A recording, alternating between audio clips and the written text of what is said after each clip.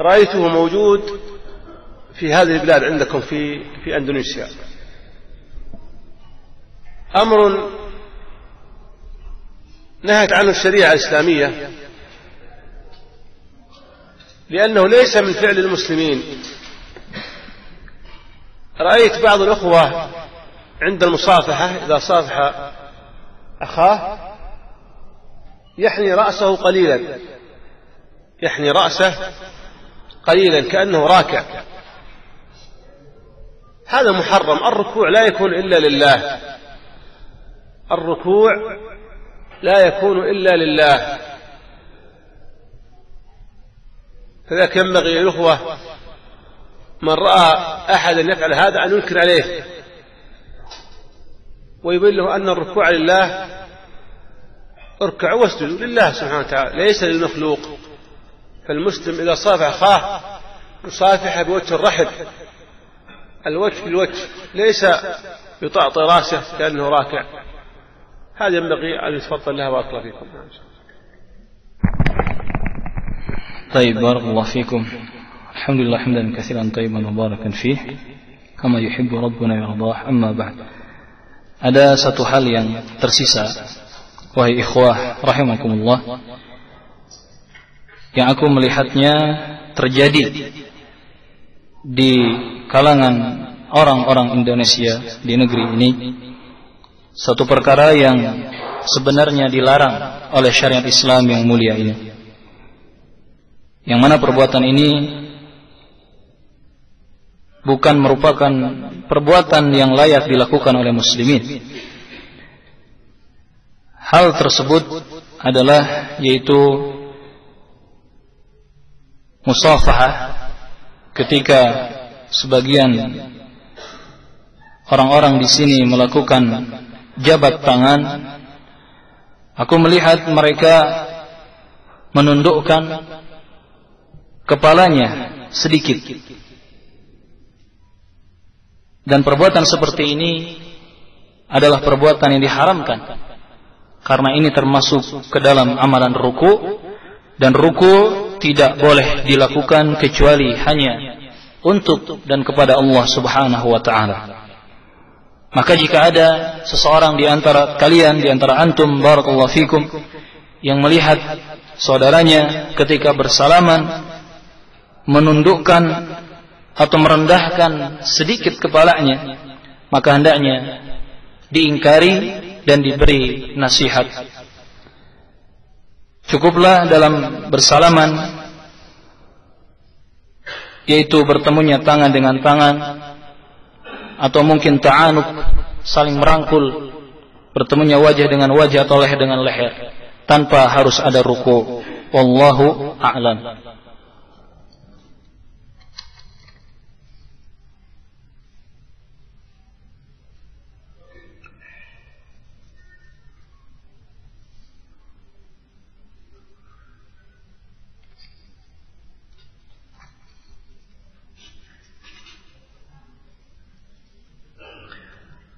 السائل يقول: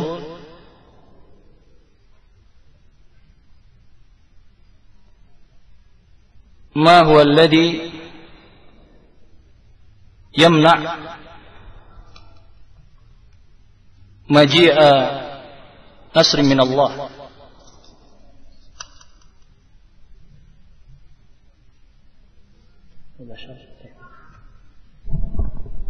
الحمد لله رب العالمين.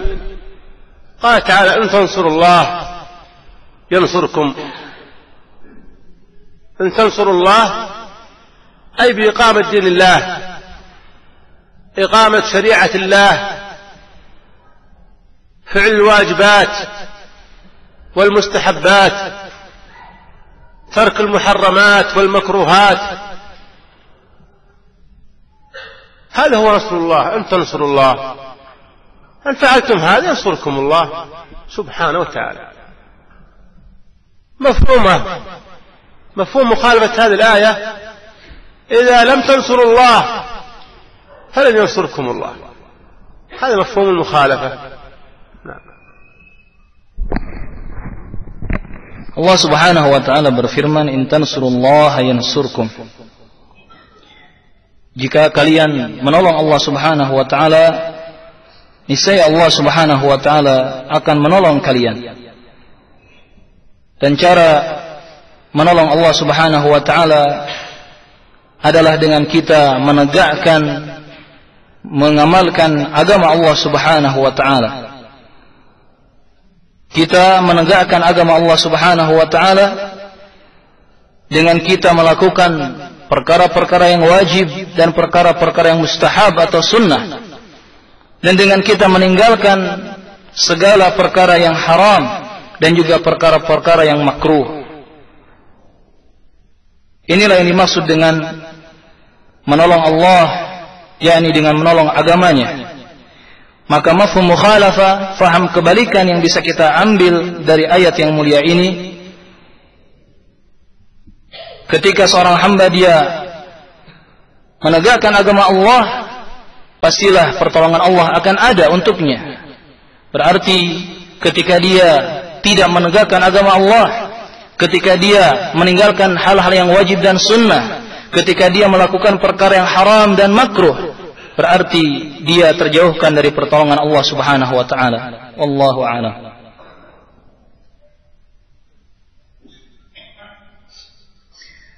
والسائل يقول: كيف الطريقة لكي أن يحب الأخ أخاه الآخر الذي لم يعرفه؟ كيف الطريقة للمحبة بينهما أو بينهم كالمحبة التي تكون بين المهاجرين والأنصار؟ بارك الله فيكم، جزاك الله خيرا كثيرا. أما المحبة بين المسلم والمسلم من حيث العموم، فكل مسلم يحب أخوه المسلم، هذا من حيث العموم.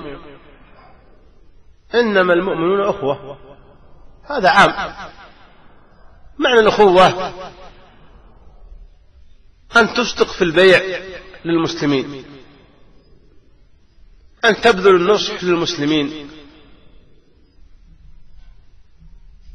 أن يكون صدرك وسيعا رحبا لإخوانك المسلمين، هذا من حيث العموم. أما المحبة لأخيك المسلم الخاص بعينه، أنا حبيت أخبره، أقول يا فلان إني أحبك في الله، فإذا أحببته في الله حق المحبة كله ناصحا. نعم.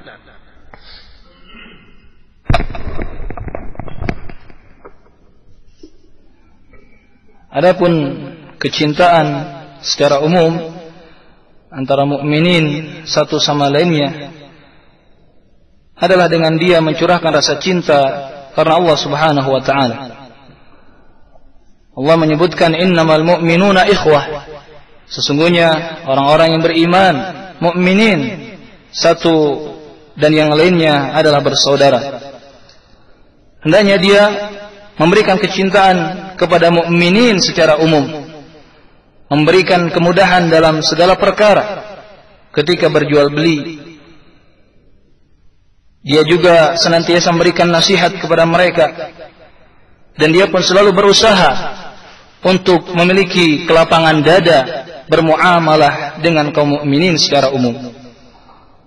Adapun cinta yang dikhususkan kepada seorang mukmin yang khusus, ketika engkau memiliki rasa cinta kepadanya, maka hendaknya engkau mengucapkan inni uhibbuka fillah, wahai saudaraku, uhibbuka fillah, sesungguhnya aku mencintaimu karena Allah Subhanahu wa taala.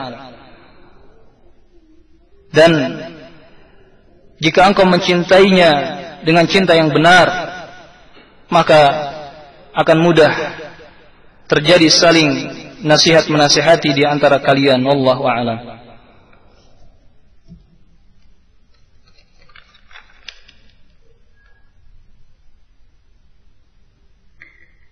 Bismillahirrahmanirrahim. Ma hukmu الصور يعني صور الإنس في تلفاز في برنامج الدعوة وغيرها.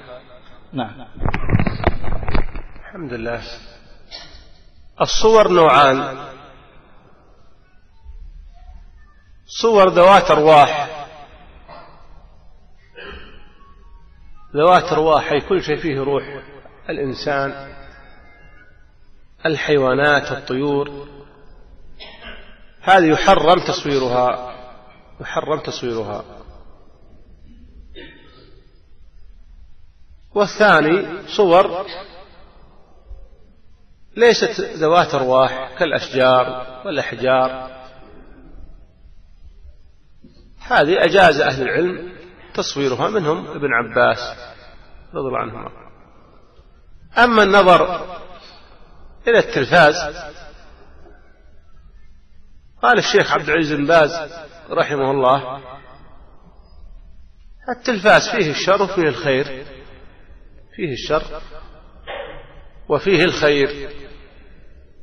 من نظر الشر هذا يأثم، نظر إلى النساء، نظر إلى أو استمع إلى الأغاني، هذا شر كله يأثم عليه.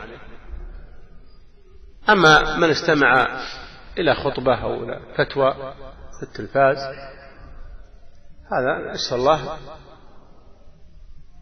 أن لا يؤاخذه، فالتلفاز فيه خير وفيه شر كما قال الشيخ رحمه الله. ثم قال: والأفضل أن يجتنب. نعم.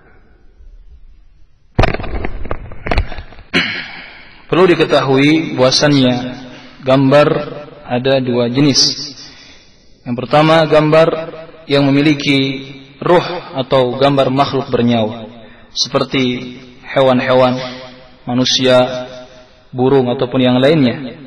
Maka hukum gambar yang seperti ini, gambar makhluk bernyawa, hukumnya adalah haram, tidak diperbolehkan. Kemudian jenis yang kedua adalah gambar yang tidak memiliki nyawa, gambar bukan makhluk bernyawa. Dan para ulama memperbolehkan jenis gambar yang kedua ini. Di antara mereka adalah sahabat Abdullah ibnu Abbas radhiyallahu anhuma. Kemudian berbicara tentang televisi, maka di sini ada fatwa atau ucapan dari Asy-Syaikh Al-Allamah Ibnu Baz rahimahullahu ta'ala, yang mana beliau pernah mengatakan di dalam televisi itu ada kejelekan dan juga ada kebaikan. Siapa saja yang melihat kejelekan dari televisi berarti dia berdosa, seperti dia melihat aurat wanita, atau dia melihat dan mendengarkan nyanyian-nyanyian, musik-musik, maka yang seperti ini pelakunya adalah berdosa.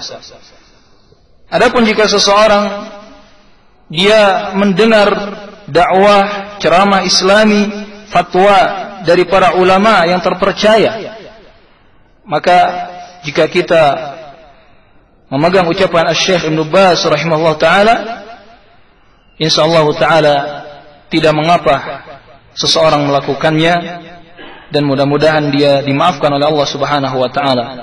Walaupun al-afdal, yang paling utama bagi seorang muslim adalah dia berusaha untuk menjauhi hal tersebut. Allahu a'lam.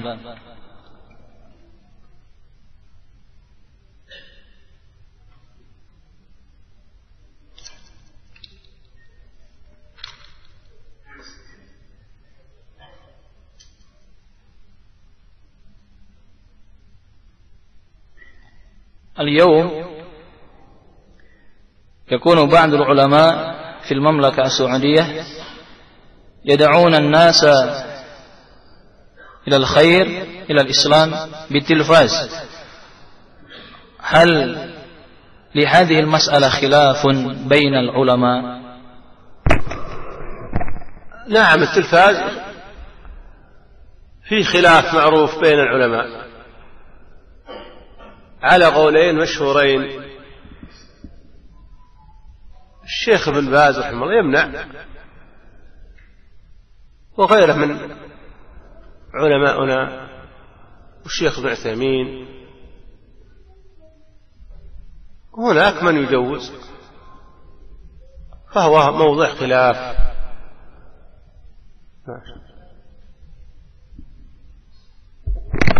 Nah, permasalahan televisi ini adalah permasalahan yang di dalamnya terdapat perselisihan para ulama. Di antara para ulama yang tidak memperbolehkan televisi adalah Syekh Ibn Baz rahimahullah. Begitu juga Syekh Muhammad Ibn Utsaimin rahimahullah. Mereka tidak memperbolehkan televisi. Dan juga di sana ada ulama yang memperbolehkannya. Maka permasalahan ini adalah permasalahan khilaf di antara para ulama. Wallahu a'lam.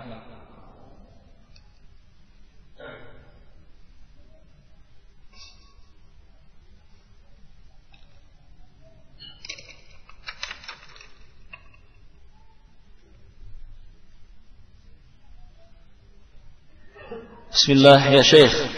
As-Sail yaqul hunaka syakhsun يعطي الشفاء بالطريقة الغيبية، هو يعلم أو يسأل عن الاسم والعمر فقط ونوع ذكر أو الأنثى، ثم بعد ذلك هذا الشخص يعطي الشفاء. هل هذا من الشرك؟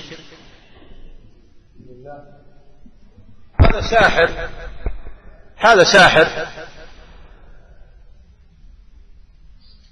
من أتاه وسأله وصدقه فقد كفر بما أنزل على محمد، والساحر كافر. واتبعوا ما تتلو الشياطين على ملك سليمان وما كفر سليمان ولكن الشياطين كفروا يعلمون الناس السحر. قال وما يعلم من أحد حتى يقول إنما نحن فتنة فلا تكفر. فالساحر كافر عند أهل العلم، وهذا ساحر. ينبغي على المسلم أن يتقي الله وأن يجتنبه ولا يأتيه، وينصح إخوان المسلمين بأن يبتعدوا عنه، فإن الساحر شر. الساحر شر. Pertanyaannya, ada seseorang yang dapat mengobati secara gaib hanya dengan mengetahui nama dan umur serta jenis kelamin. Apakah ini termasuk kesyirikan? Syekh Hafidhullah Ta'ala menjawab, yang seperti ini adalah perbuatan tukang sihir. Dan siapa saja yang mendatangi dukun atau penyihir, kemudian dia minta sesuatu kepadanya dan membenarkannya, maka sungguh dia telah kafir terhadap apa yang diturunkan kepada Nabi Muhammad SAW. Dan tukang sihir atau dukun, dia adalah orang yang kafir. Allah Subhanahu wa ta'ala berfirman dalam surat Al-Baqarah,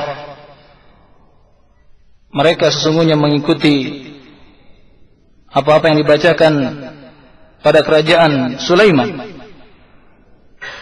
Nabi Sulaiman tidaklah kafir. Justru mereka, para tukang sihir, dukun-dukun itulah yang kafir.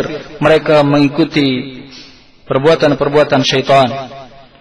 Bahkan setan-setan itu mengatakan, la takfur, janganlah engkau kafir, karena sesungguhnya ini hanyalah ujian bagimu. Maka seorang dukun atau tukang sihir, dia adalah orang yang kafir menurut pendapat para ulama rahimahumullahu ta'ala. Maka selayaknya seorang muslim, dia betul-betul bertakwa kepada Allah Subhanahu wa ta'ala. Dia betul-betul berusaha untuk menjauhi tukang sihir dan amalan-amalan sihir. Dia tidak mendatanginya. Dia pun memberikan nasihat kepada saudara-saudaranya agar mereka menjauhi perkara tersebut. Wallahu a'lam.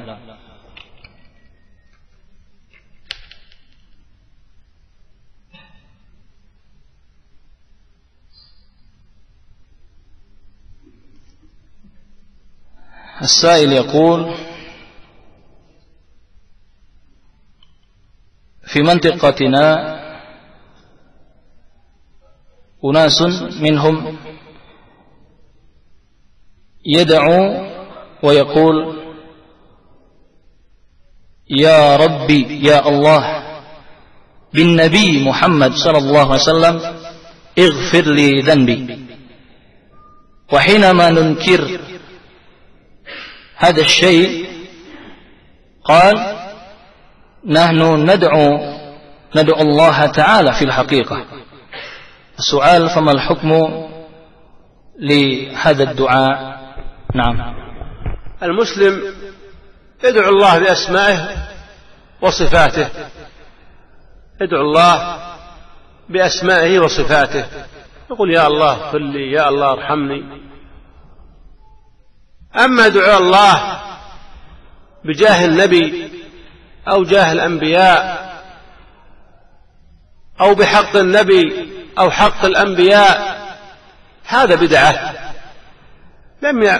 لم يكن معروف عند السلف. يا أخي قل: اللهم نسألك بأسمائك الحسنى وصفاتك العلى أن تغفر لي، أن ترزقني. اسأل الله مباشرة حتى تعطى سؤلك. أما تسأل الله في بدعة وتريد إجابة الدعاء، اتق الله يا عبد الله. وهذا يا إخوة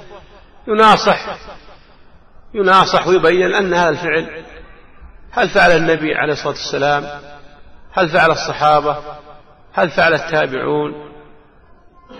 التابعين، من فعل؟ هذا الدين، هذا عبادة. الدعاء عبادة، الدعاء هو العبادة كما قال عليه الصلاة والسلام.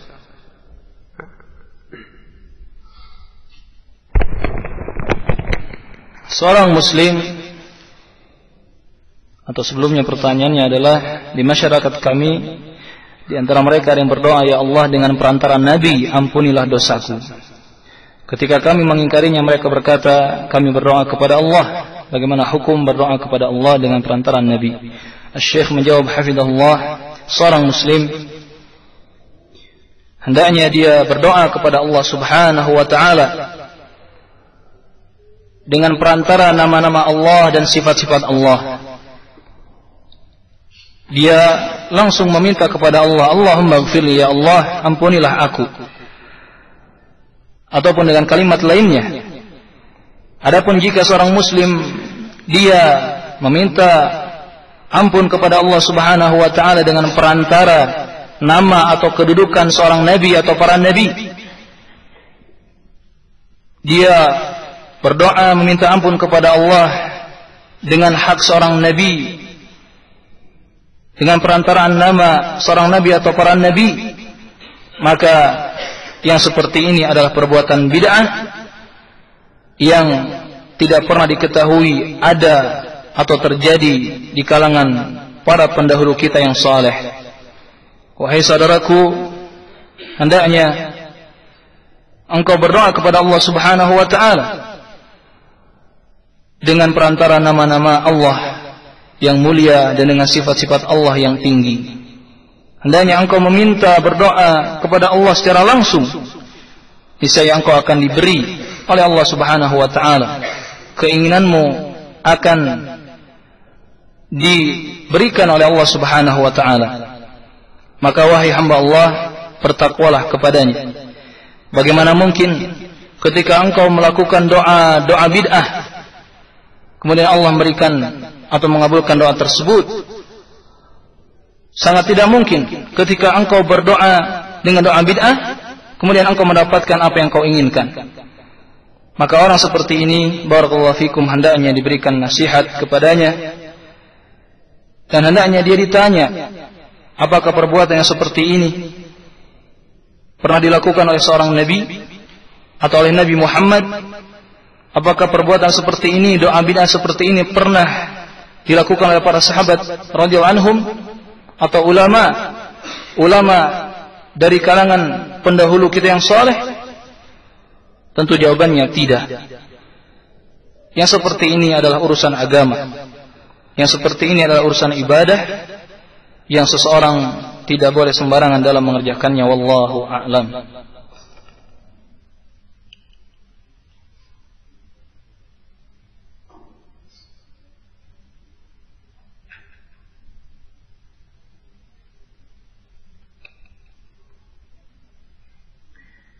Bismillah. Kama dzakara Syekh 'an al-musafahah, fa kaifa idza nusafih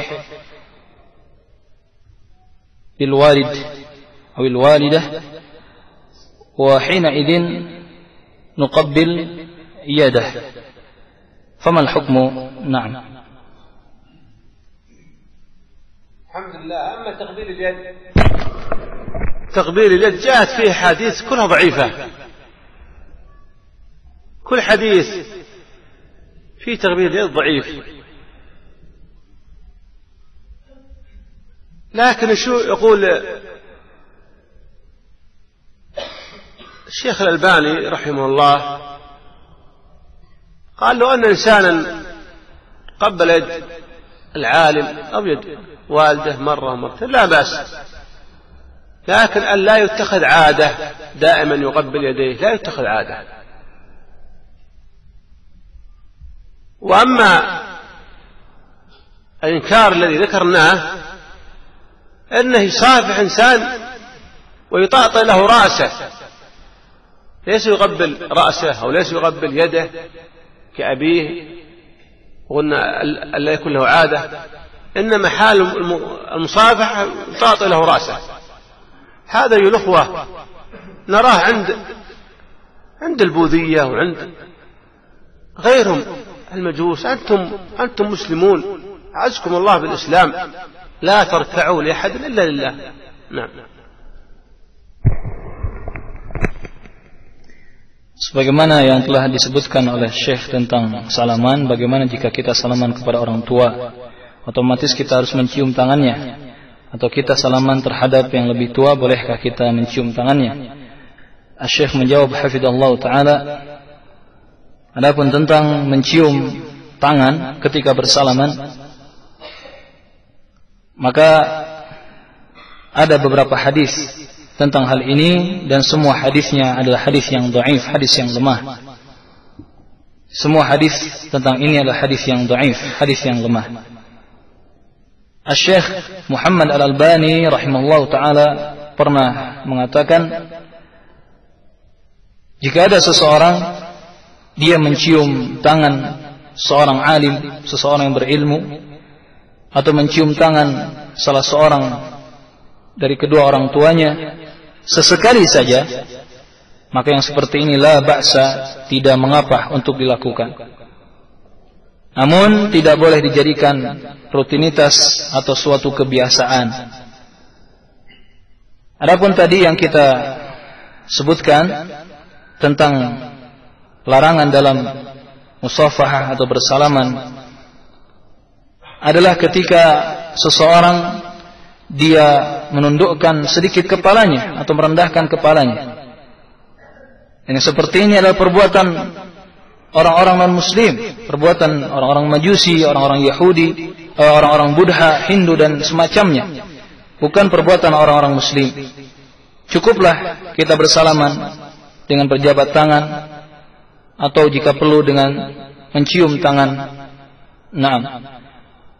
Jangan sampai kita mengikuti kebiasaan orang-orang non-muslim. Wallahu a'lam.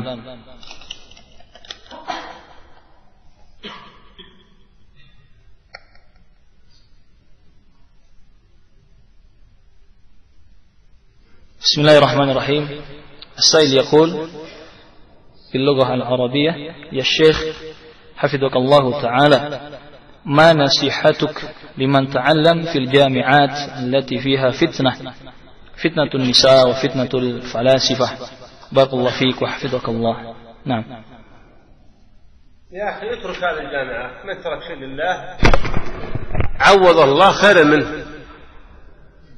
الجامعة فيها نساء معك في الفصل، وفيها يعلمون الفلسفة، يعلمون علم الكلام، هذه علوم محرمة. اترك هذه الجامعة، من ترك شيء لله عوضه الله خيرا منه. نعم.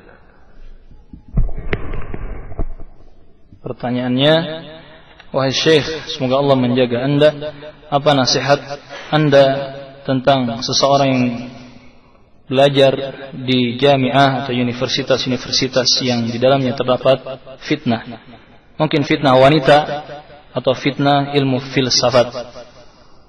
Syekh hafizallahu taala menjawab, wahai saudaraku, barakallahu fiik,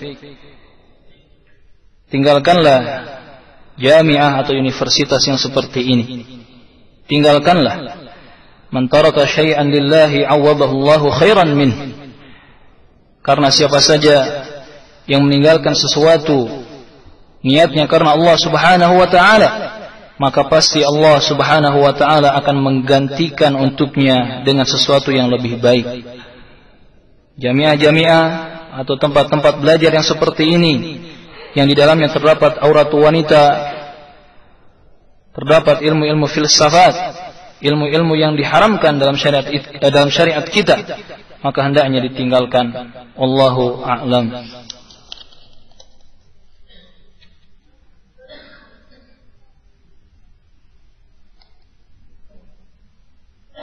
السائل يقول: يا شيخ رحمك الله، كيف الطريقة لكي لا تكون القلب فظا، وما هو العمل التي يبعد القلب من أمراضها؟ بارك الله فيك. القلب فظا. نعم. الحمد لله. الناس يختلفون في الأخلاق، لكن بعضهم حسن الخلق وبعضهم سيء الخلق، ليسوا على مرتبة واحدة في الأخلاق. يقول عليه الصلاة والسلام: أغربكم مني منزلة يوم القيامة أحسنكم خلقا. ويقول عليه الصلاة والسلام: إنما بعثت لأتمم مكارم الأخلاق. وقال عليه الصلاة والسلام: إن الإنسان لا يدرك بحسن خلقه درجة الصائم القائم.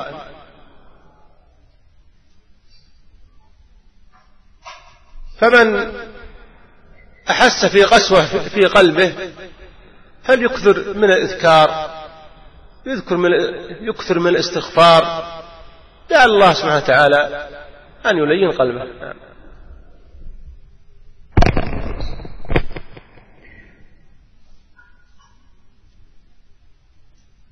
Pertanyaannya, ya Syekh yang dirahmati oleh Allah SWT, bagaimana cara melembutkan hati yang keras, dan apa amalan yang dapat menghindarkan hati dari penyakit-penyakitnya? Beliau menjawab, hafizahullah ta'ala, manusia berbeda-beda dari sisi akhlak. Ada di antara mereka yang berakhlak bagus, ada juga di antara mereka yang berakhlak jelek. Dan tentunya hal ini merupakan hal yang telah diaturkan oleh Allah Subhanahu wa taala dengan hikmahnya. Baginda Rasulullah mengingatkan kepada kita semua tentang pentingnya akhlak yang mulia, akhlak yang baik, sebagaimana dalam sabda-sabdanya sallallahu alaihi wasallam, kata beliau, orang yang paling dekat di antara kalian kedudukan atau posisinya denganku nanti pada hari kiamat adalah orang yang paling mulia, yang paling baik akhlaknya. Kemudian juga Rasulullah pernah bersabda, sesungguhnya aku diutus oleh Allah Subhanahu wa taala untuk menyempurnakan akhlak-akhlak yang mulia, akhlak-akhlak yang baik. Rasulullah juga pernah menyebutkan sallallahu alaihi wasallam, sesungguhnya seorang manusia dengan akhlak baiknya, dengan akhlak mulianya, dia akan bisa mencapai derajat hamba yang melakukan puasa dan juga salat malam. Maka hendaknya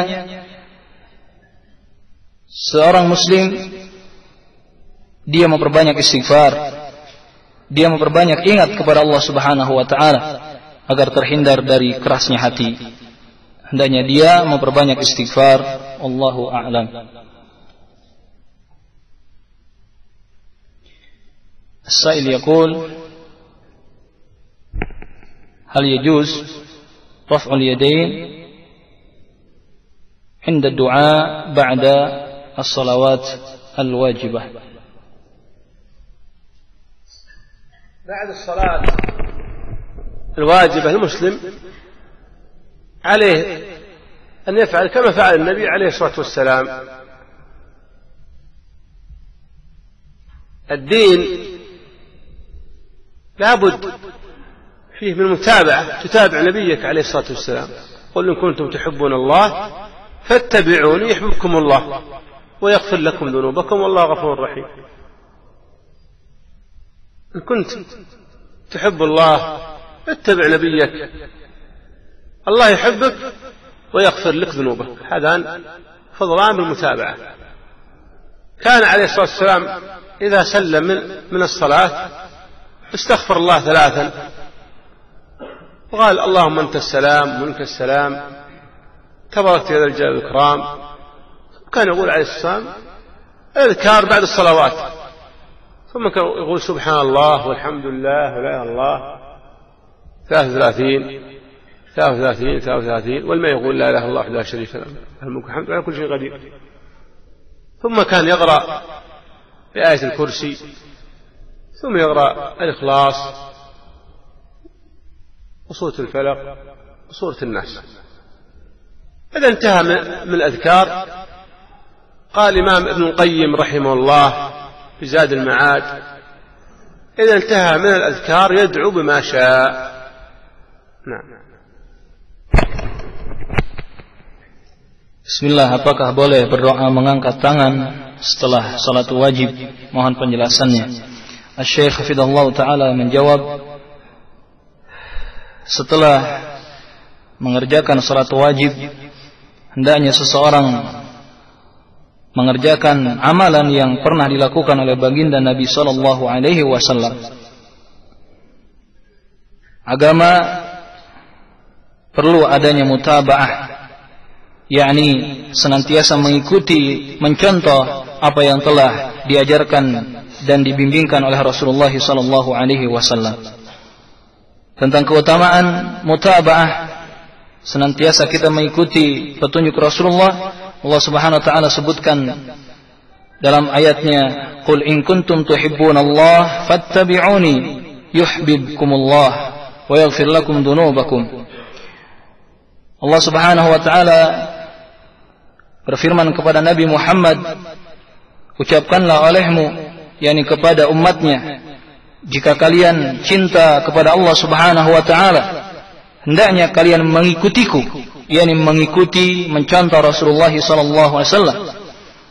Jika kalian mengikutiku, niscaya Allah akan mencintai kalian dan niscaya Allah akan mengampuni dosa-dosa kalian, dan Allah Maha Penyayang, Maha Pengampun.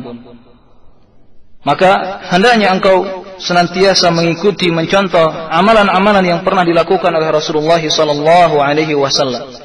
Karena dengan itu pasti Allah Subhanahu wa taala akan mencintaimu.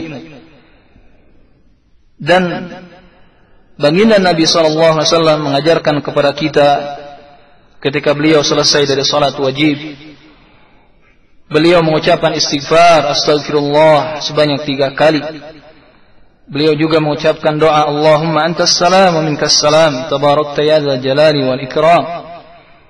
Kemudian beliau membaca tasbih subhanallah sebanyak 33 kali, disambung dengan tahmid alhamdulillah sebanyak 33 kali, disambung dengan takbir Allahu akbar sebanyak 33 kali. Dan beliau juga mengajarkan untuk kita membaca ayat kursi ayat ke-255 di surat Al-Baqarah. Kemudian disambung dengan membaca surat Al-Ikhlas, surat Al-Falaq, dan juga surat An-Nas. Dan ada faidah yang disebutkan oleh Syekh Al-Imam Ibnul Qayyim rahimahullahu ta'ala di dalam kitabnya Zadul Ma'ad. Beliau mengatakan, apabila seseorang telah selesai dari zikir-zikir setelah salatnya, maka hendaknya dia mengucapkan atau memanjatkan doa yang dia inginkan kepada Allah Subhanahu wa ta'ala. Wallahu a'lam.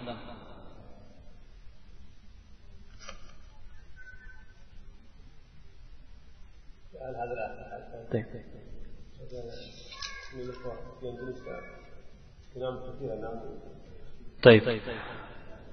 السؤال الآخر يقول السائل: ما تعريف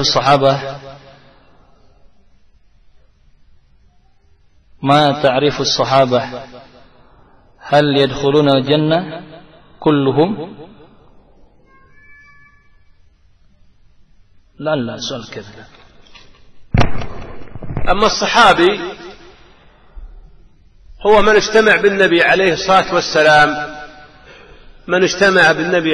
والسلام مؤمن به ومات على الإسلام. هذا هو الصحابي، من اجتمع بالنبي عليه الصلاة والسلام مؤمن به ومات على الإسلام. والصحابة كلهم يدخلون الجنة، كلهم بلا استثناء بإذن الله سبحانه وتعالى. أصحاب النبي عليه الصلاة والسلام منهم من شهد لهم النبي عليه الصلاة والسلام بالجنة، والبقية بإذن الله يدخلون الجنة. هم خير الناس، الصحابة خير الناس بعد الأنبياء والرسل هم الصحابة رضوان الله عليهم.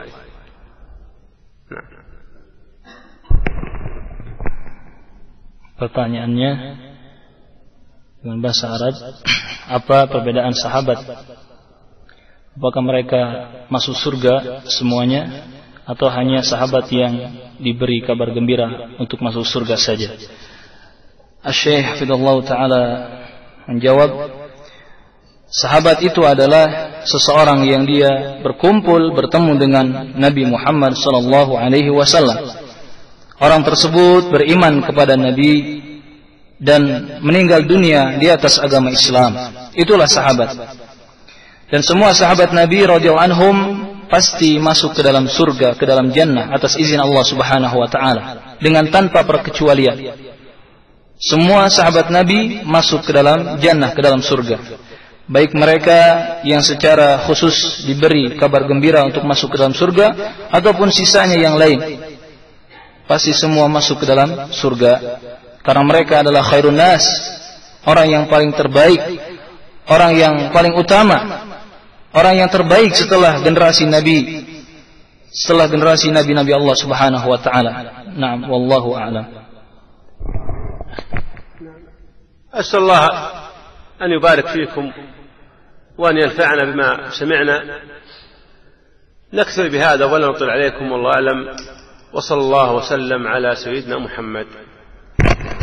Aku meminta kepada Allah Subhanahu wa taala agar Allah memberikan manfaat dengan apa yang telah kita dengar semuanya, dan agar Allah Subhanahu wa taala melimpahkan berkah untuk itu. Wallahu a'lam, wa sallallahu ala nabi Muhammad wa ala alihi wa sahbihi ajma'in. Assalamualaikum warahmatullahi wabarakatuh.